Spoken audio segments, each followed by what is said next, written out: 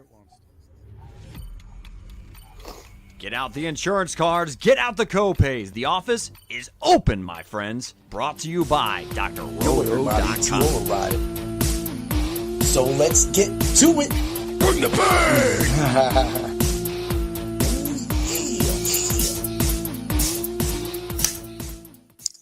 What's up, everybody? It's Heat Override, and I'm ready to bring the pain for you and Dr. Roto this week. The Fight Club of Pain is open. 2-week layoff, 1-week layoff, whatever way you want to look at it. Dan, how you doing, buddy? Oh, man, I'm tired like always, but I'm ready for this. I know, man. Things can change at any moment at work, right? And Oh, then all man. of a sudden, it seems like you're the only guy around. Yeah. So crazy. But everybody that's new to the Fight Club of Pain, of course, what we talk about is the UFC only. It's just what we do. We focus on four fights that luckily didn't have any shenanigans. One of them did, but that's okay. We'll stick to that because those were the four fights that we have been looking at the longest. And what sucks is that I wasted a lot of time, at least over the past 2 weeks, looking at some of these soup cans. And now they're not even fighting because their visas didn't work or whatnot, man. Yeah. Dang, bro. Yeah, I'm tired of these lame UFC cards that they're just. I feel like they should pay me to watch these fights sometimes. As long as they throw it in with the Disney package, we're good. Yeah. Right? Yeah.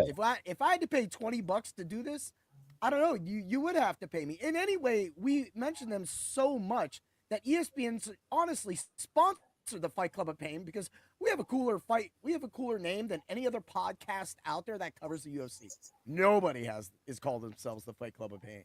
Because we bring the pain. Oh yeah. Y'all walked it. But why we want to talk about before we get into the bets, before we get into the fights, and before, of course, we do our DFS picks at the end of the show. I'll do my lineup. Dan does a live lineup unless he's got it ready already.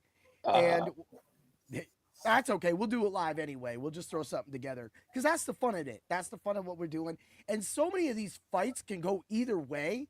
And now that some of the fights have changed, like some have become one-sided, some have actually became a little more even.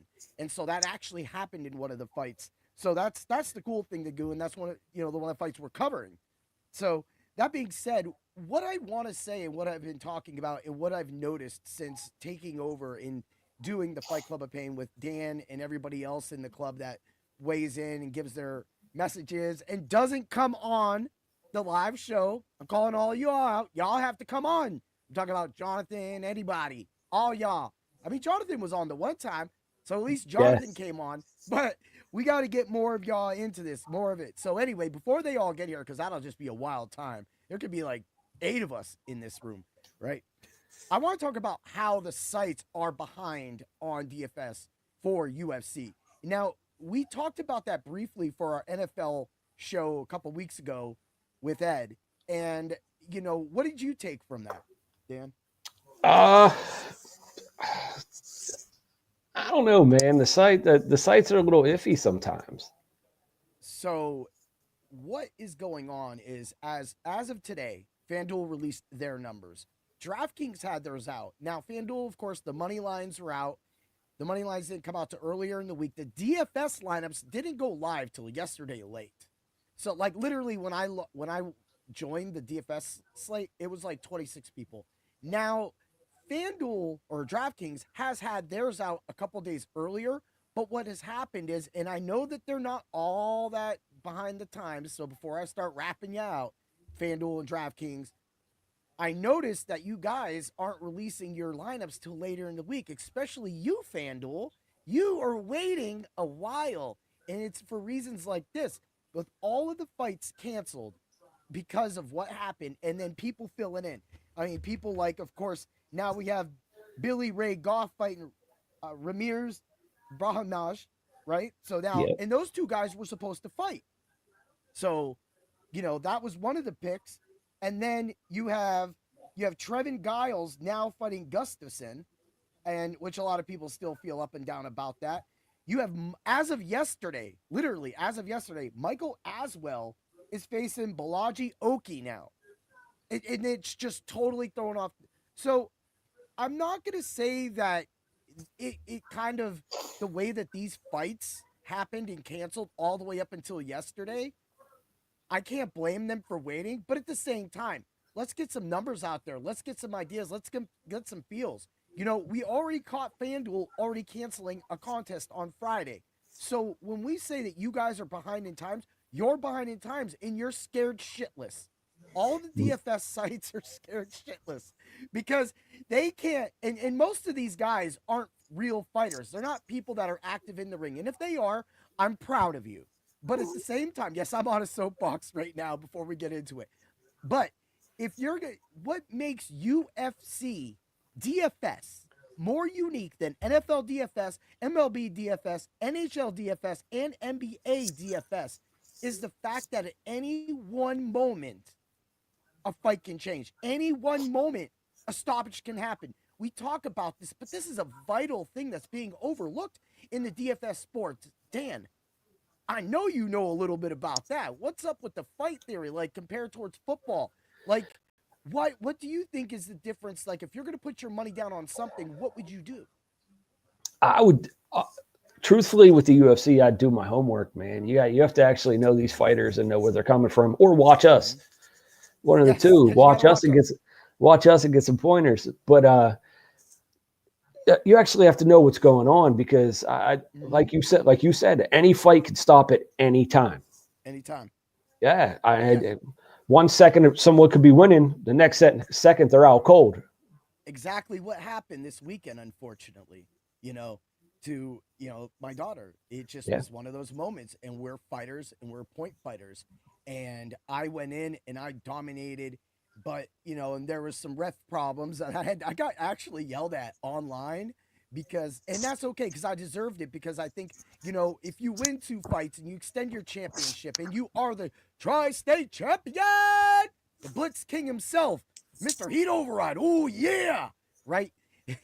if you're gonna do that, sometimes you do get a little full of yourself. And so when you don't get a perfect call or something, or somebody tells you they kicked them in the butt, but you really kicked them on the side right under the armpit for the point, you get a little mad about that. But then you got to keep that. You got to leave that in the thing, because again, this is martial arts. We should be showing respect. We should be humble. So that's the fight theory that kind of that people have to understand, that we're going at you as a former boxer, me as a current point fighter. I'm seeing punches. I literally fought somebody new for the first time. Unfortunately, I did walk through Robert. I won 13-3. I got the mercy rule.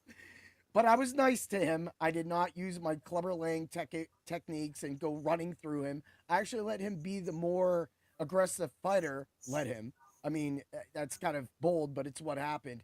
And I was able to take him apart, and, both of us leave not sore, not bruised up, not battered out of that fight. So, that's something that was missing for me last year, where I was running through and I was training fools and I was getting knockouts.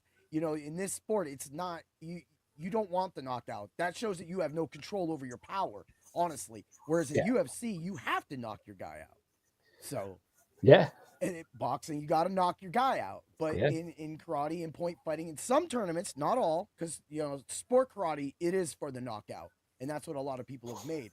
So that's the comparison, and that's the expertise that Dan was talking about that brings it. But, a lot of these sites don't have people like us, and that's what's taking over. And as we started this whole thing and getting in before I bore everybody out of here and start getting into the numbers, that is why they're all behind. That is why they're scared of people like us. Since we took over, FanDuel used to drop their stuff earlier in the week, Mondays, and I'm not just blaming this week. It's every week now, FanDuel. I got you. It's okay. I understand. You still love us and you still love our money, but we love winning on your site. Yeah, right? So, with that being said, we get it. We understand. But I'm gonna say Dan and I get a little pat on the back, because I'm pretty sure the UFC sheriffs have changed the whole landscape.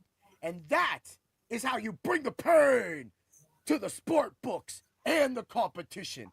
Okay, let's get to it. Let's get crazy. Let's get wild. And let's talk some fight theory, Dan. I know you're ready. Sorry for that opening. No worries. I was on. I thought I just wanted to get that out and get it in. All right. We have Jeffel Filho versus Alan Nascimento. Tell me what you saw. Yes. Philo, or however you pronounce his name. He has a lot. He has a lot of momentum right now. He has back-to-back first-round submission wins in his last 2 fights. Yep. He has beautiful and slick wrestling and a very high-level BJJ, man. He has potential, and he knows how to finish fights. He's 4-1 in his last 5. And Nascimento needs to watch out for that left hook, because he has a mean left hook. Yes, he does. You're correct. And Nascimento hasn't fought in 2 years, though. No, he has not. He's taken some time off. It's because this fight was actually scheduled about a year ago, and even then he was about a year and a half or so out. Don't quote us to it, people. I take punches every week, right? Yeah. So yeah, he took some time off, and now this sticks it. But even then, Phil Ho was probably going to be the favorite then. I mean, right now he's right there. He's actually the underdog, but I don't mind him being the underdog because this is a close fight. But go on, man. He hasn't fought in 2 years. I mean, he's also a skilled grappler, and he has a great fight IQ. He likes to fight out of his guard on his back, man, and he can scramble with the best in the division. What I saw from Philo is this is just wrestler versus wrestler right now. Like it's BJJ, really it's BJJ. It's grappling right now, and that's all it is. So you think this? Here's the funny thing, man. I don't think it's going to be a hug fest, though. You don't think so? I mean, because Nascimento is famous for humping. Yeah. Marches women in the ring, actually. In the octagon, this man latches onto you, and he's like freaking glue, man. He's not getting off of you. Yeah, he's like having want him to get off. He's like having a spider monkey on your back. Yeah. You just don't want him there. So I'm gonna agree with you on that too, as well too. Is that I think Phil Ho is the more active of the two fighters. I think he has the better hands of the two, because of that, I love the Phil Ho side of this. So for me, when you see all that and you see the more activity, I mean, I will say Nascimento does try to use his sweeps a lot. He does. Yeah. So that's good. And of course, but those sweeps are just so he can try to wrestle you down and get the BJJ going. But I think you could be right. They both could be scared to get down on the ground, or not scared, but just don't want to go that tactic. This could stand up for a little while until one of them figures out that they might be losing, and then they're going to go for that BJJ. Do you see a finish in this, or do you see it going decision? I do not see a finish. I see Phil Ho winning by decision. And I got Phil Ho winning too, and I do have the decision. Decision is the actual method that we're going to go with this. However, on the Fight Club of Pain, I was already looking at some things. So before I go a little bit on, I do want to say that what I don't like about Nascimento, and this is what leads to Humpomania, is his takedown defense is 16%. Yeah. He does his average is at least 1.5 a fight, but overall, man, his accuracy sucks too, which will play into Phil Ho's defense, which is at 55%. So therefore, I mean, his strikes are a little up, but Phil Ho doesn't absorb that much. So that's going to come down. I think they're going to be that. I like what you're saying, but I'm going to say, I don't mind the Phil Ho second round knockout. Wow. Plus 1,600.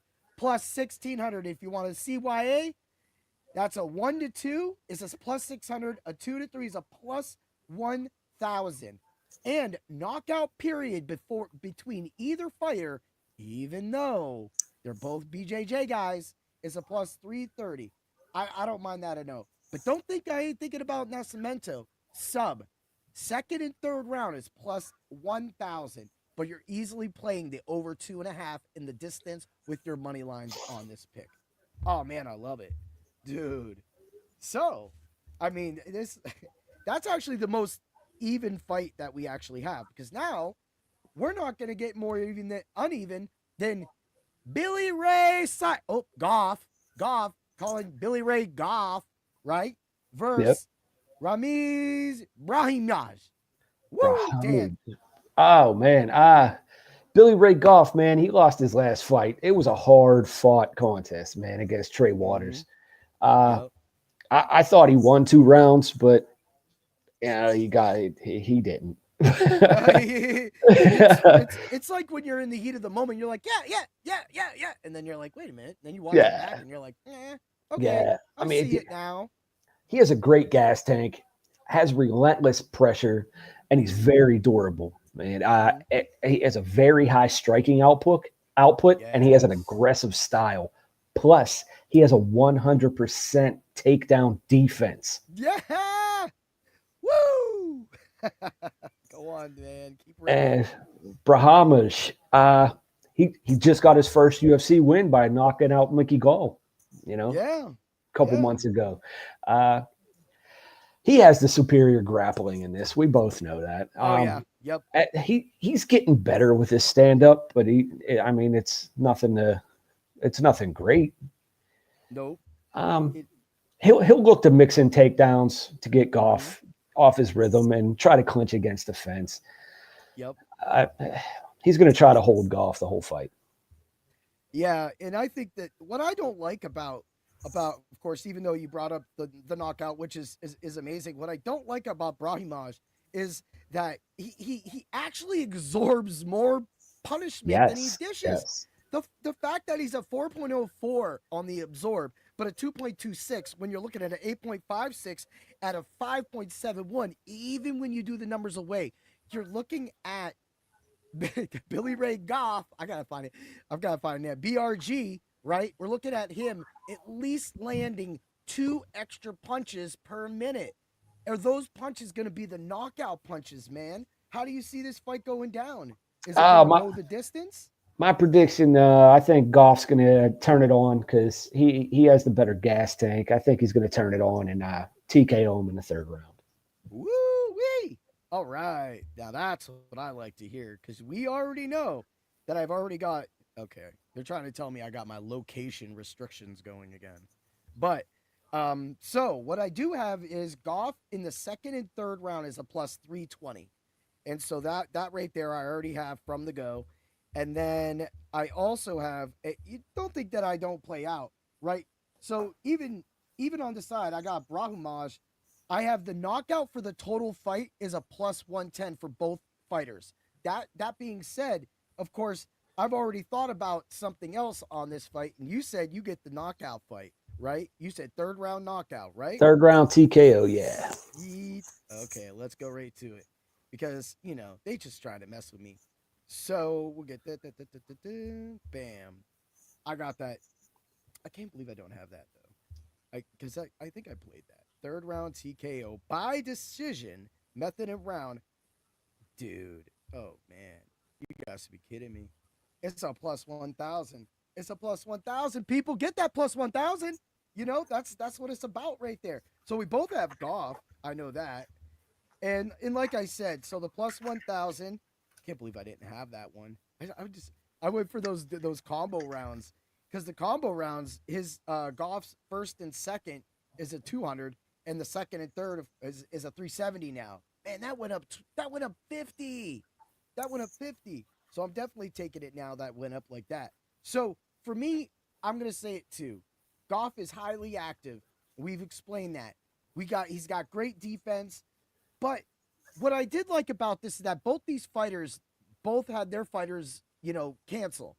And then they got together to make this fight happen. So at least both fighters have a chance in this fight because they kind of both had a camp going into this. This isn't going to be something like what you saw, like what's going on with Gustafsson and Giles. Even though some people think that Giles is probably the better fighter, Gustafsson's going to run through him. He's literally going to run through him. So I definitely have some knockout props on Gustafsson because, when you look at the land scene and what happened to this card and all these scribbles I had to make right there, that changed the entire landscape. So for me, if you're going to make money this week, you're going to find the money here. And that's why we picked these 4 fights is there is money to be made on these 4 fights. There's so many different angles you could go at them. Because even though we had the 2 BJJs with Filho and Nascimento, Now we have the striker in Goff with a little more on the wrestler side with Brahimajah. Brahim, I've been good. Brahimajah. Never mind. Brahimajah. Right? Okay. That's to me, that gives it. So let's get to another one. Let's get to the co-main event. Let's get to Mateusz Gamrot versus Ludwig Klein. Talk to us, Dan. All right, Gamrot, man, he's an elite wrestler. He has a great pace, and he has the cardio to match, man. He is awkward yet effective striking. Like, he's so awkward when he comes in. He sets up his takedowns and clinches with that awkwardness. But he has been dropped or wobbled in several fights, in several of his last fights. Klein, he's on a 4-fight winning streak, man. He hasn't faced any top-ranked fighters, though. He's a powerful. No, you're right. He's a powerful striker. Great great takedown defense. Mm-hmm. He's smart, technical, and he's quick on his feet. This is the classic wrestler versus striker match, man. I love it. I love the way this says it because we know the main event's going to be fun. But, so here we go. We got Gamrot, right? Again, awesome wrestler. So really, if you want to do, and I do think he's going to do this, if you can find this line, takedowns +1, right? You want to play Gamrot, takedowns. I do think that he will be able to take down Klein, but Klein is actually really good with his defense. As I pull that up right now, that to me with Klein's, like, he's the kind of guy that he battles out of the clinch instead of clinching and trying to get out of the takedown. He kind of hits his way out of that. So for me, I mean, he's got a 91 overall, but so does Gamrot. So it almost feels like if either one of them cannot take the other one down, Gamrot's at a serious disadvantage. But I do still feel that he's going to get that takedown. He's got the experience. He's been in the ring with better people. I mean, you could even say Ludwig Klein is kind of like Rafael Fiziev in this way. And we know that, Fiziev unfortunately got injured in that fight with Gamrot, but Fiziev was lighting him up as well, too. And he has decent takedown defense as well, too. So I still think that Gamrot can get that 1+ takedown, which is easy money. I mean, he's got a whole fight to do it. And Klein can definitely get taken down. But I think when it gets down, Klein's going to get back up. But overall, I don't see this going the distance, Dan. What about you? I disagree. I think it's going the distance. I got Gamrot by decision. Gamrot by decision. It doesn't surprise me that you're a Gamrot guy. I'm trying to be flashy because when I saw Gamrot, this is the first time I'm gonna watch him live. Yeah. And again, yes, I know I'm a baby to the UFC because I didn't watch it consistently, and I'm a football hero. But at the same time, I look at the Gamrot side, and it was my first side. I was like, Gamrot's winning. But then I looked more at Klein, and I looked at the way he likes to battle out. And I think that if Gamrot misses one of those takedowns badly and Klein's able to hit, and Klein has enough power, then he's going to be able to knock him out. Yeah. Now, will the fight go the distance? The books think so. Yes. They think it's going to go to the distance. Right now, as it stands, I'm pulling up Gamrot with distance is a -116. -116. That means that's a heavy favor. And that's a heavy for a parlay too. But at the same time, for me, when I'm looking back at it, that's where this fight could go if Klein can't get that knockout. If they just kind of wrestle around and push up against the cage and nothing really gets going, what could be one of the more exciting fights of the night could become one of the more boring fights of the night. Do you agree with that statement, Dan? I agree with that. Gamrot's he never puts on a boring fight though, man. Even though he wrestles a lot, he's always busy, and he's always trying to get past your defense, and he's always trying to progress. So Do you think his chin is questionable at this point? Oh yeah, he gets wobbled. He gets wobbled in every fight that he's in. But I think he has the cardio to withstand that. And I'll agree with that cardio too. Again, being in the ring with some of the best of them in his division, lightweight, of course, he knows how to.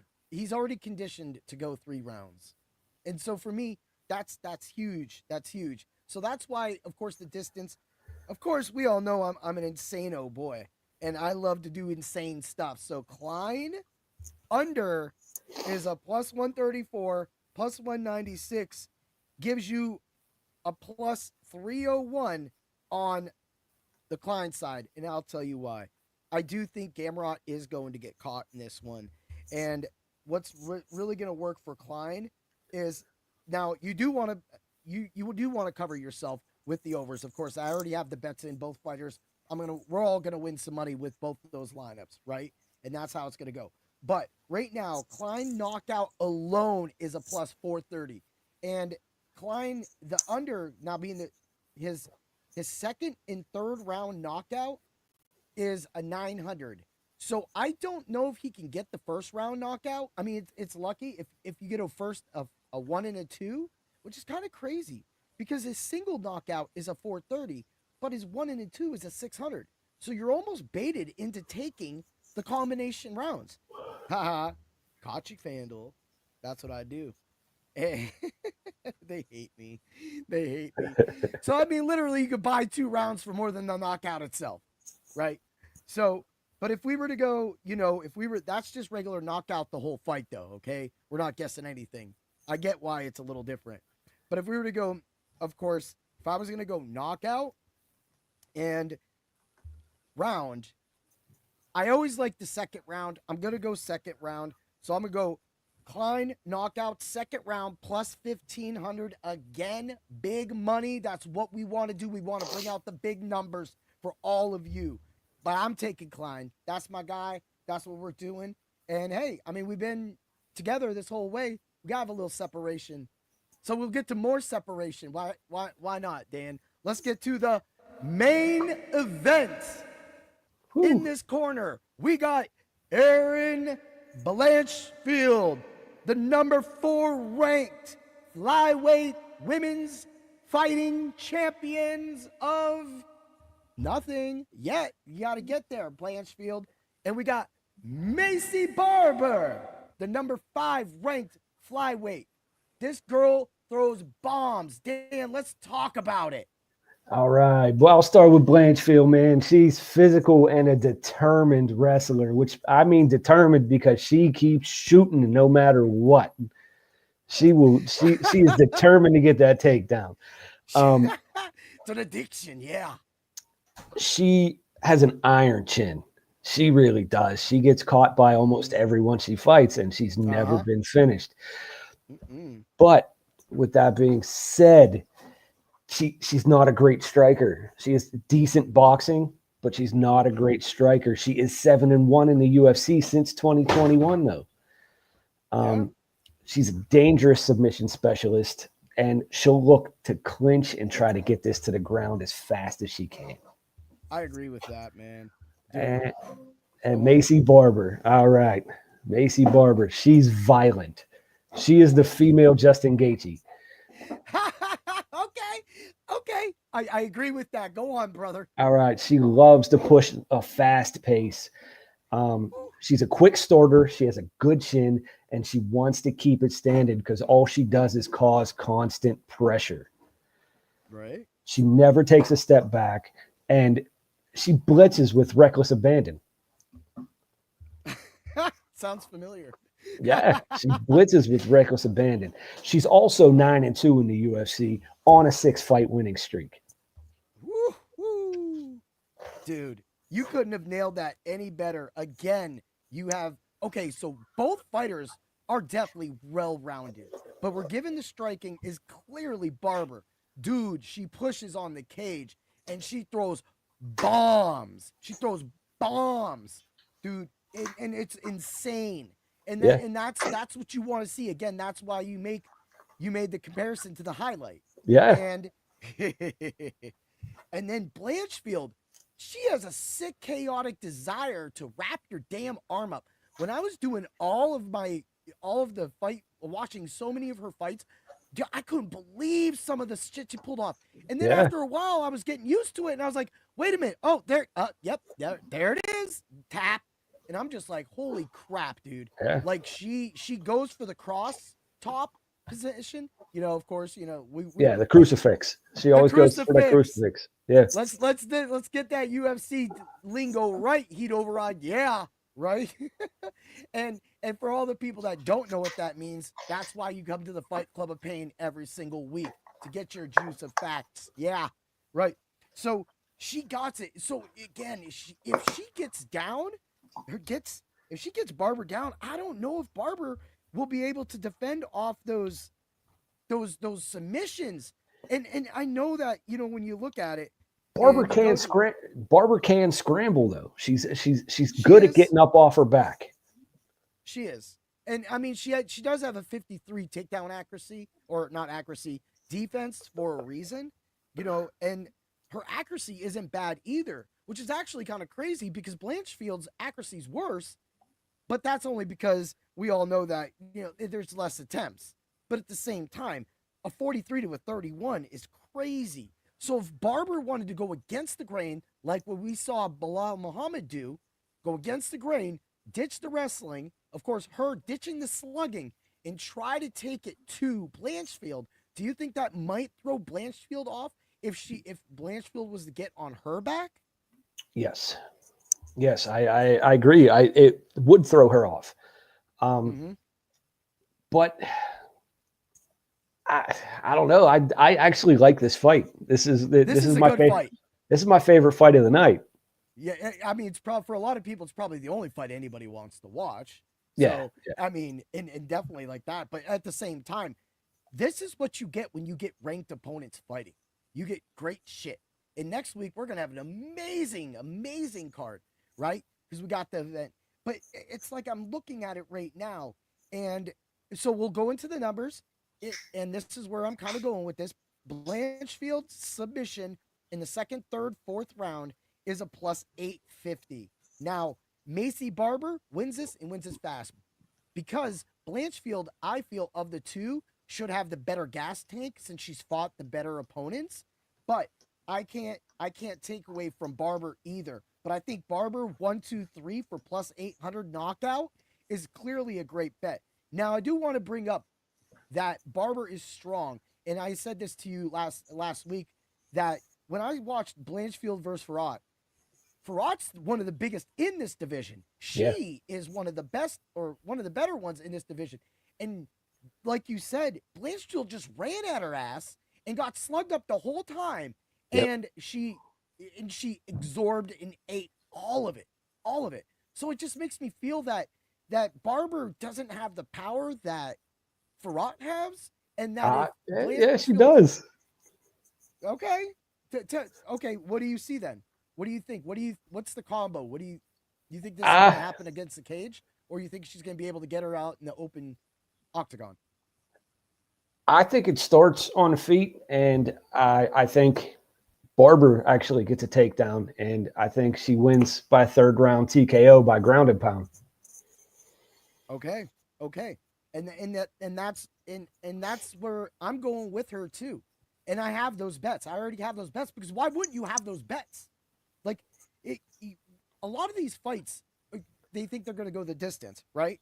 And this is another one where, like when you go in and you look at the distance and you go, oh, well, we'll go the distance. And it goes, yes, you got a 200. But if it doesn't go the distance, it's the plus 154. I just think that both these girls got something to prove right now. You got 4 versus 5. If 5 wants to beat 4, take over 4, and prove why she should be one of the new and upcoming stars to take and fight the champion, then she needs to prove this now. She needs to be able to take one of the best in her division at grappling, at submissions, being able to get those submissions in Blanchfield and put her down. But if Blanchfield can get this win over Barber, then it kind of makes me feel like she might be able to get a nod for that next title shot. She might be able to, but I don't know if Barber gets that one. What do you say? I think this is a title eliminator, man, right here. I think whoever wins this gets the next shot. I agree with that. I really like that theory on that. And it's just to me right here, that's what makes this match so special, so riveting, so much that we want to watch it, we want to bet on it, and we want a great fight. So who you got winning? I got Macy Barber winning by 3rd round TKO. 3rd round TKO, and we're gonna go for that. Ooh, that's gonna be nice. That's gonna be real nice, dude. These Aaron Blanchfield knockout props for rounds, holy moly! One's a 7,500. It's because she has no power. I know. All right, Macy Barber, round 3 plus 2,900. Oh man, you remember a few weeks ago, Dan? We hit them 20. I was working hard to find a 2,000. You found it. You found it. It's right there. And I'm gonna be a degenerate. I'm gonna go up and say Blanchfield 3rd round knockout, right? Plus 6,000. Plus 6,000. I can't. I gotta put something on that, man. Because even a quarter. Right now, a quarter wins $15. So just throw $1 down. Throw $5 down on. No, just throw $1 because $1 is gonna win you $61. So on FanDuel. So just do that. But cover yourself with the Macy Barber 3rd round knockout. Got that at plus 2,900 right there. And you'll, of course, the Macy Barber 1, 2, 3 plus 800. That's the way I like it.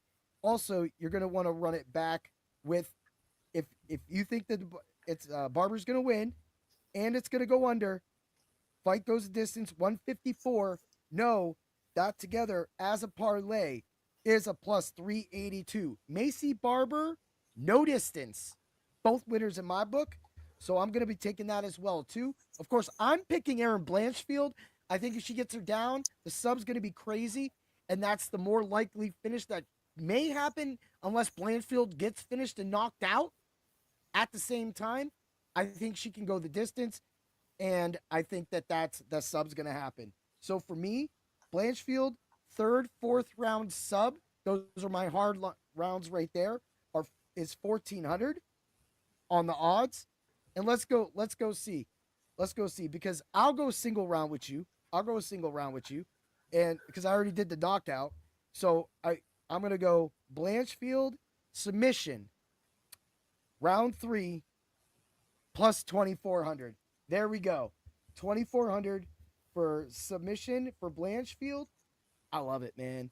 I think it's going to be a great fight. And I think that there's a lot of ways we can make money off of this fight.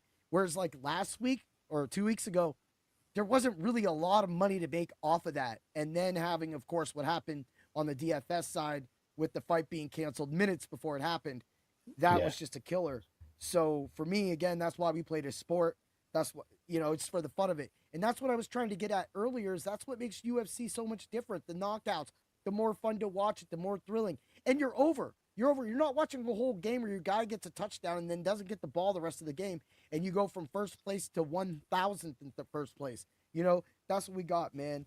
So out of anything, I think those are all your bold calls, right, Dan? Yeah.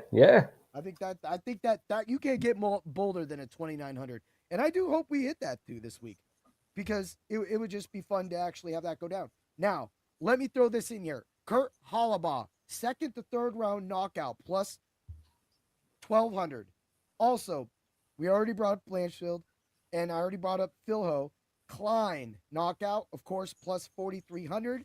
I went over here, and for one of the crazy fights, Rayanne Dos Santos versus Alice Ardeline, I got Dos Santos winning by a knockout, plus 2,200 for 1 to 2, and 2 to 3 is going to be a plus 3,100.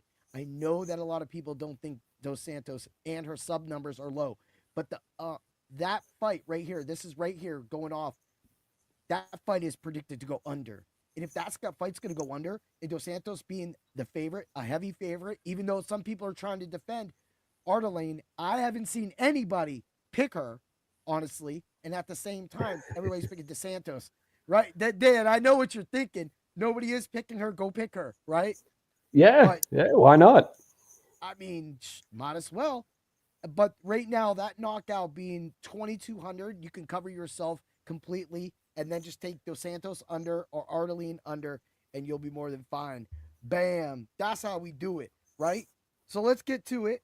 Let's get to the DFS lineup. Woo! So I'm gonna load that up because I know Dan's gonna need to make one here live on the show of the fighters that are left. I'm going Reese, Jacoby, Klein, Philho, Goff, and Gustafson. I know that some of the sites still have Goff in red. He's fighting, right? He's fighting. As long as the sites don't screw that scoring up, and he gets a 0, right? We Yeah. should get the points from Goff. I love this lineup. I think each one of these guys has a chance for a knockout, or at least, even if they go to the distance, enough punches thrown, enough significant strikes thrown to make both even losing worth money. But let's get some wins with this. Let's do that. All right, Dan. Who you got winning out of all these fighters? Give me 3 fighters that you for sure think are winning. All right. I'm doing it right now on the Fight Club of Pain Invitational. So I got it. Oh, I got it pulled up. you got it pulled up, man. Look at I you. got it Pulling pulled it up. So Got it pulled up. I'm going with Macy Barber. Okay. I'm gonna go with Gamrot. Gamrot. I am gonna He's gonna go have money, with people. Gonna have money. even though I wanted Goff to win, I'm gonna go with Brahamish. Bromwich. Yeah. I can't believe I was killing his name. I'm gonna go with Macy Chiasson. Okay. You're going double Macy. I Yeah. know why. I mean, it's my daughter's name, man. I know. Let's see, how much do I got left? I'm gonna go with Dos Santos, Okay. and I got one fighter left. Let's see. You got a lot of money left too, but I I like do. where you're going. I do. I'm gonna go with Reese. All right, there we go. So we have Chassion, Barber, Brahimaj. Got it right finally. Yeah. Gamrot, Dos Santos, and Reese. I love it, man. I think that's a great lineup. And I the lineup that I have, it definitely can. I try to steer away from some of the girl fights, but I think sometimes that people can underestimate the girl fights. Like you can get 100 points, and these girls do get 100 points. Like just like Chasson, the last fight 101, previous fight 11, 111, 43, 106, right? And then you're looking at that right there. She's scoring 100. Of course, the wins were all there. She got the knockout in the 3rd round. She got the knockout in the 2nd round to help some of that. And even in the decision that she got 100 points, she was active enough with 32 strikes, and she had a minute and 18. Wait, nope, I got that wrong. 7 minutes and 34 seconds. That was the fight below it of control time. So therefore, she's definitely got everything to do that right there. That fight, I actually wanted to. I stayed away because it was really hard to pick him, even though like Chasson is really big for this division because of how wide she is, and she has a problem of always making weight.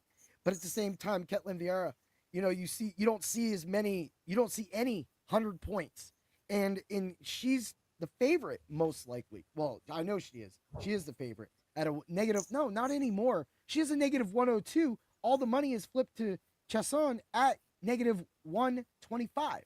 So that fight flipped completely because Chasson was a plus 100 and Ketlin was a negative 136. So that's how that fight changed right there. So I really like your theory on that. I stayed away. If I lose my DFS slate because I didn't get to that fight, but I will say this, Chasson, she's on one of my other lineups. You can't deny that. If you have that much volume and it goes distance, she's easily getting at least 40 to 60 points in a loss, or at least not 80 to 100 points in a win, even in a decision. So I like that. And I think these two big girls are just going to be in the middle of the ring Duking it out. Just duking it out. Love it. Love it. All right. I've got all that together. It's another week. Hey, man, we got this done in 45 minutes this week, Dan. That's awesome. That's because the other dude wasn't talking over me. Got a word in. Yeah. Got a word in. I was able to talk today. Ed. Gotta love Ed, man. Heck, that's why I love numbers guys, man. They have so much, like they're so deep in the numbers, and I'm like, man, is it worth that much time and to do it all? And I do numbers so much for football and everything like that. Like I just completed my defensive line rankings, and so all I have to do is just go through and check the a couple stats. Boom, done. That's gonna be ready. Then I'm gonna run linebackers and secondary, and it's I can't wait for all the IDP stuff and football talk, because man, football is gonna be so much fun with you. And going forward on Thursdays, at this point, we will be talking about the Thursday night football game right before it goes, because it's 7:51, and at this time during football season, I will be giving out a showdown slate lineup every single week. So you're going to get money for UFC. You're going to get money for NFL. And I will tell you this right now, I'm fire. I'm one of the best in the industry. I will say that with my chest out pride. On my Another Dimension shirt from DJ Magic Mike, right? That I'm just another dimension. I do what I got to do to help all of you win money without all the numbers, without all the crap. Once my models run it all, why do you need to hear about it? Yep. Let's just hear about the people that will win. That's how we do it. Dan, give us a back out. Oh, man. Wait, how was your birthday beer, by the way? How was your birthday beer, by the way? Sorbetto. I loved it. I loved that beer. It was crazy. It was a sour ale. And it had like white chocolate, birthday cake, black raspberry, boysenberry, kino berry, whatever berry was in it. This thing poured like a thick prune juice. It bubbled. It freaking bubbled. I was like a moat. It said, the moats in this, they get the little bubbles popping out. This thing had bubbles. I was like, whoa. And it was so good, and I loved it. I would drink that beer. The name of the ale actually is Sorbetto. I forget who makes it, but it was a brewery. It was a craft. So it was amazing. So if you get your hands on Sorbetto, get it. And I am going shopping for you tomorrow. I cannot wait to see what Voodoo in Erie, Pennsylvania has for you, because I know there's a whole bunch of it. And I can't wait to have some myself, brother, man. That was great. So I want to thank you for that. That was no problem. Pick. I mean, I got to say, I have a lot of crazy freaking beers, and you know that, but that was probably one of the most unique things I've ever tasted, and I loved it. It was birthday cake one. It was birthday cake. Yeah, get the birthday cake. It was thick like the birthday cake. It was thick going down. Yeah. All right, everybody. Thank you again for coming on the Fight Club of Pain, Dan, and bring the pain and everything like that. Have a great day, Dan. All right, brother. And always remember to bring the pain. Get to Dr. Roto, use code word DOC, and always remember that the Subs Only Discord is open, and we will win you money. We're going to go win money tonight. Get there right now, and you will have it. Yeah. Thanks for stopping by the office. Get your fantasy prescription by subscribing to the channel and checking out drroto.com. Until the next visit, be well and take care.